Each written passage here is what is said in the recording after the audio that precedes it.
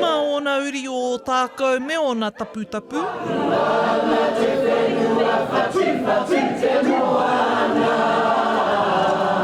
Ka ora tonu tēnei tipuna rongonui a Hōri Kerei, Taiaroa. Ko ki wairua mai tirohia, ka mahi o tāua huaka e kawe tonu nei i ngā kōrero. Nō tēnei mutunga wiki I hui ai ngā uri o Taiaroa ki te whakawātea o ngā taputapu o mua. A whai muri I tērā I tūwhera ngā kuaha o tōna whakaaturanga. He tuatahitanga tēnei o Ōtākou, nō reira he honore mo te wānau Taiaroa, kua timata tēnei I raro I ngā kōrero o Hōri Kerei Taiaroa. Ko whetu mua tāne tētahi o ngā uri o Taiaroa, e ai ki aia he mea hokinga mahara te whakaaturanga nei. Kia waiwā te runanga o konei ki te tū, ki te wakātu, ki te hāpuri wānui anei. Anei tō hitori, anei tō kōrero. Nā te whānau I tā kohomai ētahi o ngā tuhinga, mahi toi kei konei, ko te reo o Hōri Kerei Taiaroa, ko ngā reta I tuhia ki te kāwanatanga, I tau o wā. Ko ētahi o mātou kua kite I ngā taonga, paku whakaaturanga ki te whānau.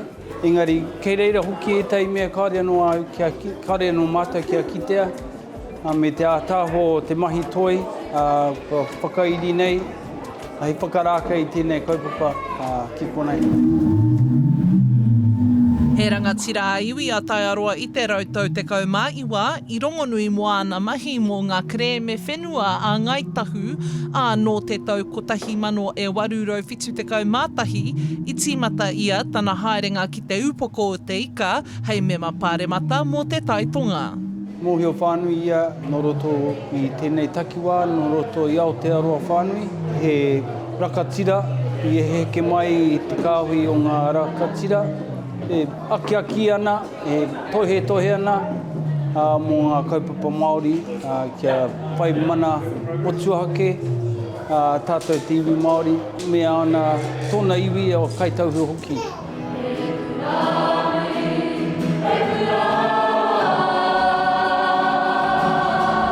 The legacy he left added so much more to the work that we've carried on the various generations, both in our claim, in our settlement, the way that we're rebuilding our place names and all of that kōrero about our mahike kai. Hōri Kerei Taiaroa was across a lot of that. So look, this is, without overemphasising it, I think momentous, really, for us here in Ōtākou, because the city really do not know this kōrero. Nā he āheinga anō mō te whakawhanaungatanga. He honore, te nui, te mahi a te tangata. Te toko maa o ngā uri o Taiaroa ko hoki mai ki te kāinga nō reira. Nā runga te karango te upoko, nā runga no te karango te runaka nei ko hoki mai ngā maramara a ngā uri a Taiaroa. Ki te whakanui tēnei whakaaturanga. Nō reira he mihi aroha, he maioha e wakamāno atu nei. Ka tūwhera tonu ngā kuaha o te whakaaturanga mō te marea, tainoa ki te 23 o Noema ki te wharetoi o te poti. Hora Kairangi Nicholas, Tahu News.